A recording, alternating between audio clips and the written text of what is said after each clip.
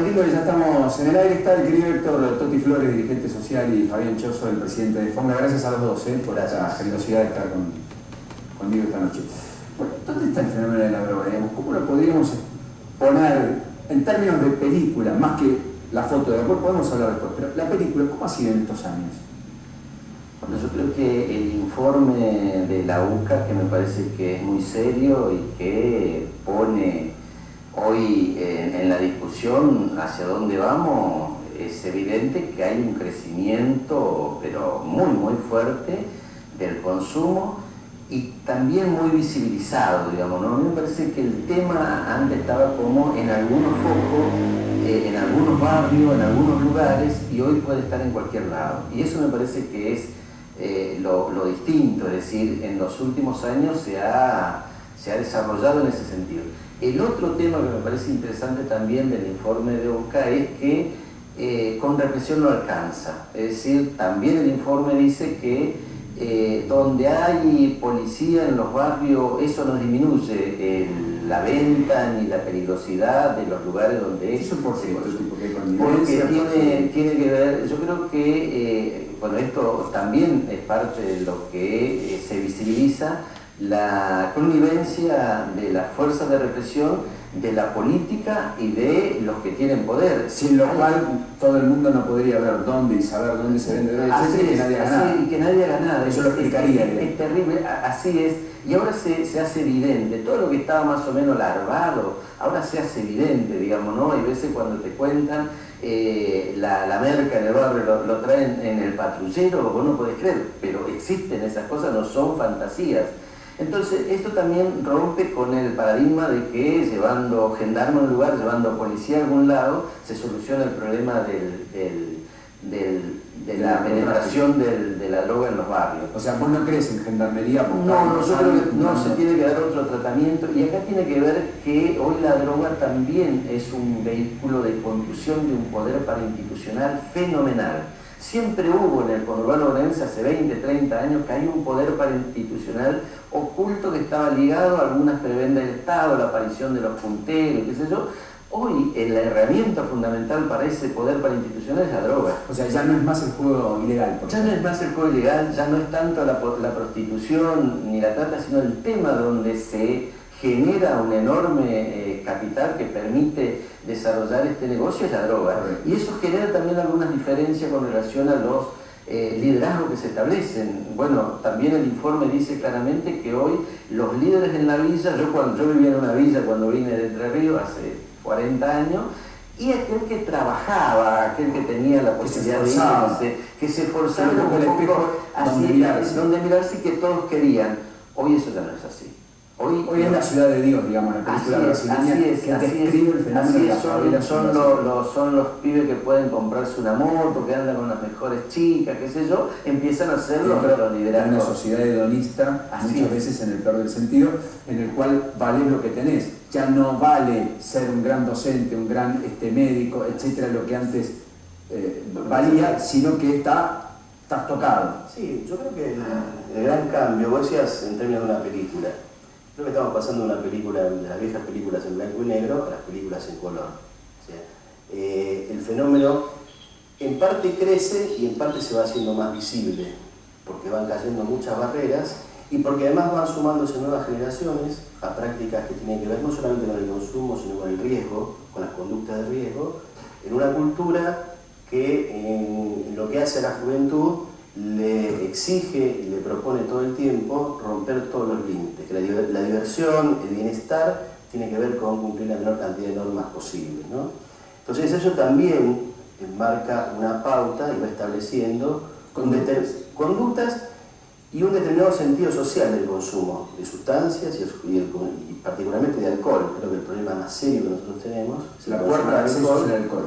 Y creo que también tenemos un error de apreciación serio en cuanto a la cuestión de la seguridad, ¿no?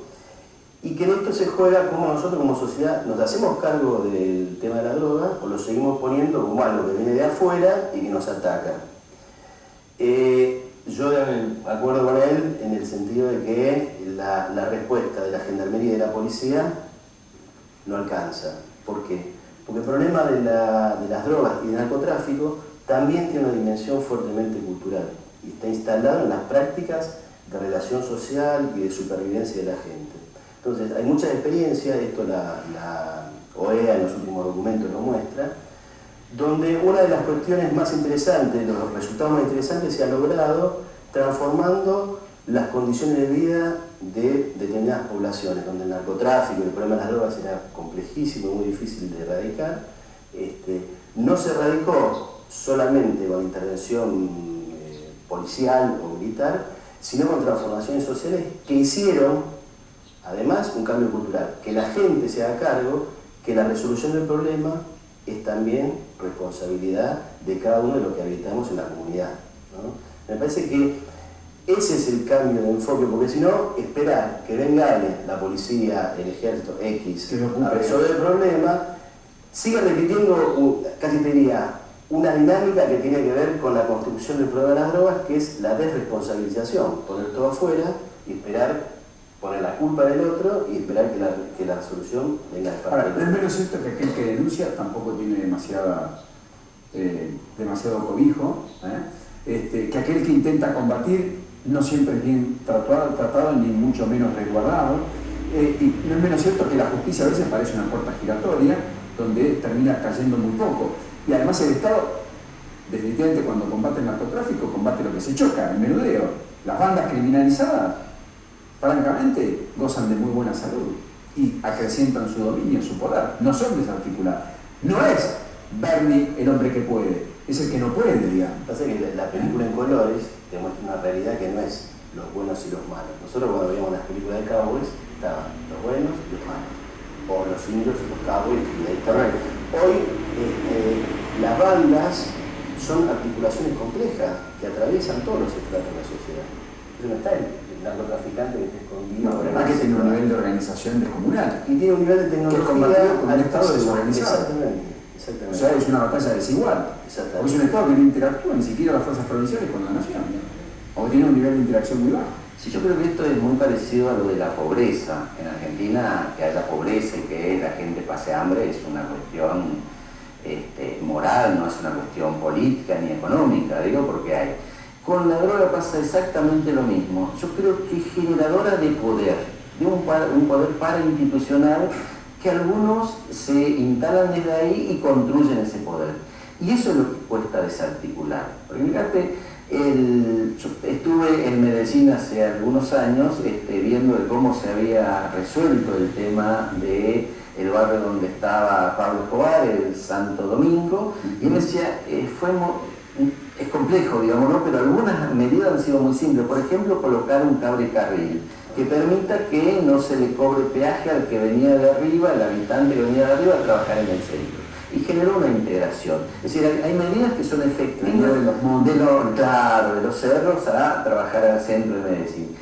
Una biblioteca en medio de ese barrio espectacular que generaba pertenencia al barrio y quería eso, una limpieza en el barrio que quería eso. Bueno, ese es el Estado, digamos, pero había una decisión política, que se había llegado a que el narcotráfico dominara prácticamente todo, que Pablo Escobar estuviera dispuesto a pagar la deuda externa, con la cantidad de muertos permanente que había. ¿Por qué? Porque el narcotráfico no solamente es el tema de los barrios pobres donde se evidencia el consumo, el menudeo, el paco, eso que mata instantáneamente. También penetra en los centros de los sectores más poderosos y transforma culturalmente el lugar.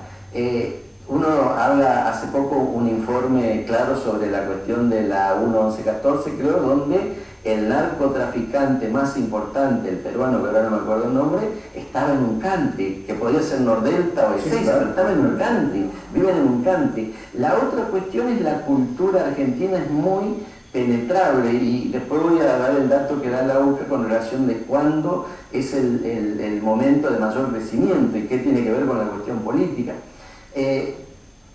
A mí también ahí me decían en Colombia, el peligro de la Argentina no es tanto ni el consumo, ni que sea un país de tránsito ni de consumo, sino que sea y que es un país de lavado, por cómo es el argentino. Culturalmente dice, bueno, yo me meto en este negocio bien. Porque la droga necesita poder esa plata ser lavada. Hacer lavada. Argentina es un país Tiene una ley, pero aparte culturalmente la Argentina dice, bueno, qué sé yo tengo un negocio que me va un poco mal, aumento con esto y entra en un berenjenal que no puede salir. El otro tema es el momento que el estudio de la UCA dice que hay mayor crecimiento, 2010-2014. Es el momento en que desde la política suceden cosas que nosotros denunciamos permanentemente, que no tenía ningún tipo de respaldo ni de la justicia ni nada, que es la valija de Antonini Wilson, es la efedrina, es el Cedronal dirigido por quienes están hoy procesados por el tema de la... Bueno, el Estado fue siendo copado. Hay, yo creo, ya políticas que se llevan adelante para copar también la legislatura. Si no, algunos candidatos nos explican de dónde sacan el dinero para poner semejante cartel que no sean del lavado de dinero de la droga. Pero yo creo que esta dinámica que vos describís no es particular de Argentina, digamos. Esta es la dinámica del narcotráfico como multinacional, porque el narcotráfico no deja de funcionar con las reglas básicas de una multinacional, con la misma tecnología, con los mismos criterios empresariales, de rentabilidad y demás, digamos. Ahora, yo creo que en la Argentina, yo tengo una salvedad para hacer, a mí me parece que el estudio del informe de la UCA es interesante como herramienta. Cuando el problema en la Argentina también es que cuando se habla de drogodependencia se habla de narcotráfico. Yo creo que el narcotráfico es un aspecto y la drogodependencia y después toda la otra problemática que hasta diría que es más compleja, y te voy a decir por qué. El barómetro del narcotráfico plantea que su medición tiene que ver con la percepción de la gente acerca de cómo se configuran las prácticas del narcotráfico en su medio. Y esta es una información que es interesante para algunas cuestiones, para ver el modo en que la gente vive y se representa y qué tipo de conocimiento aporta, pero yo creo que queda pendiente un conocimiento basado en la evidencia de cuál es la dimensión real, digamos, cuáles son las prácticas, cuáles son las relaciones, qué tipo de incidencia en cada uno de los ámbitos de la vida social tiene el narcotráfico y cómo se... Porque si no, estamos trabajando siempre sobre una representación de lo que le parece a la gente. Y eso, para una política pública seria, no es lo mejor. No es lo mejor, es importantísimo. Pero no es lo mismo. Necesitamos conocimientos. Es una condición necesaria, no suficiente. Exactamente. Y por otro lado, creo que, yo ya lo planteé cuando salió el primer documento de la Iglesia sobre el narcotráfico, que tenemos que discutir el problema de la asistencia. Y cuáles son las estrategias, cuál es la estructura, y cuál es la política que el Estado se tiene que dar. Exactamente. Bueno, nosotros tenemos dos problemas. Primero, cómo se aborda, cómo se trabaja con las personas que ya tienen un problema serio vinculado con el consumo. Y ahí tenés que segmentar y ver la diferencia que hay entre los sectores sociales, las edades, el género y demás, porque ahí tenés una complejidad.